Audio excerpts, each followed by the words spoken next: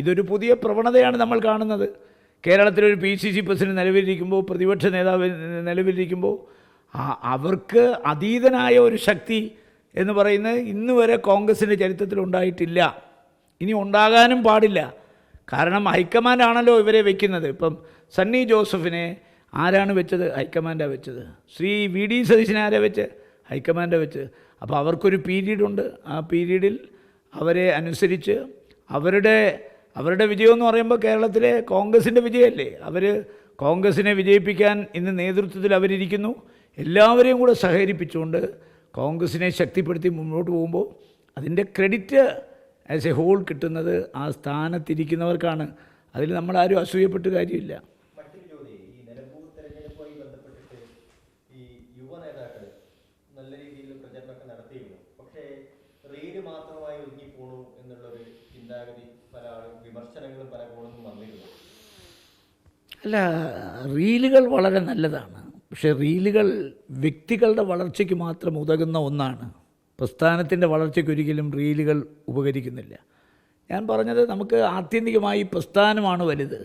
നമ്മുടെ എല്ലാം കൂറും വിധേയത്വവും പ്രതിബദ്ധതയും കോൺഗ്രസിനോടായിരിക്കണം, അല്ലാതെ എന്നോടാകരുത്. എനിക്ക് എന്നെ മാത്രം സ്നേഹിക്കുന്ന ഒരു പ്രവണത വന്നു കഴിഞ്ഞാൽ വാസന്തിയും ലക്ഷ്മിയും പിന്നെ ഞാനും എന്ന് പറഞ്ഞ പോലെ ഇവരൊക്കെ മാത്രമായി ചുരുങ്ങും. അതുകൊണ്ട് കിട്ടിയ അവസരങ്ങൾ ഉപയോഗിച്ച് പാർട്ടിയെ ശക്തിപ്പെടുത്തണം. ചുവരുണ്ടെങ്കിലേ ചിത്രം എഴുതാൻ പറ്റൂ, അല്ലാതെ റീല് കൊണ്ടൊന്നും യാതൊരു പ്രയോജനമില്ല. റീല് കൊണ്ട് ഇപ്പോൾ നമ്മൾ മനസ്സിലാക്കേണ്ടത്, സംഘടനയില്ലെങ്കിൽ, ചുവരില്ലെങ്കിൽ ചിത്രം എഴുതാൻ പറ്റില്ലെന്ന് പറയുന്ന പോലെ സംഘടനയിലൊന്നും റീലുകൾ ആവശ്യമാണ്. അത് ഓരോരുത്തരുടെ വ്യക്തിപരമായ ഉയർച്ചയ്ക്കും വളർച്ചയ്ക്കും പ്രശസ്തിക്കും എല്ലാം റീലുകൾ കൊള്ളാം. പക്ഷേ റീലുകൾ മാത്രം പോരല്ലോ. അവരവരിൽ അർപ്പിതമായിരിക്കുന്ന ഒരു ഉത്തരവാദിത്വമുണ്ട്, ഒരു കർത്തവ്യമുണ്ട്.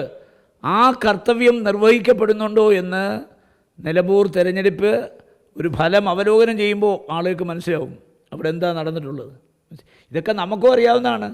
ഒരു കാലത്ത് ചാനൽ ടു ചാനൽ ഓടി നടന്ന ഒരാളാണ് ഞാൻ, മനസ്സിലായില്ലയോ?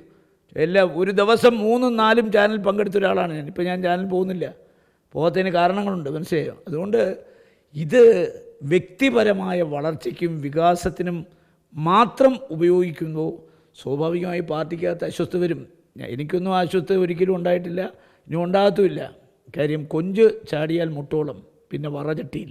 അതുകൊണ്ട് ഇത് ചാട്ടം എവിടം വരെ പോകുമെന്ന് എനിക്ക് നന്നായിട്ടറിയാം. അതുകൊണ്ട് I am least bothered about these bloody things. പക്ഷേ I am much concerned about my party. നമ്മുടെ പാർട്ടി, അതാണ് ആത്യന്തികമായ ലക്ഷ്യം. പാർട്ടി വളരണം, പാർട്ടിയെ വളർത്തണം. ഓരോരുത്തർക്ക് കിട്ടിയിരിക്കുന്ന അവസരങ്ങൾ ഉപയോഗിച്ച് പാർട്ടിയെ വളർത്തുമ്പോൾ അതിലൂടെ അവരും വളരും.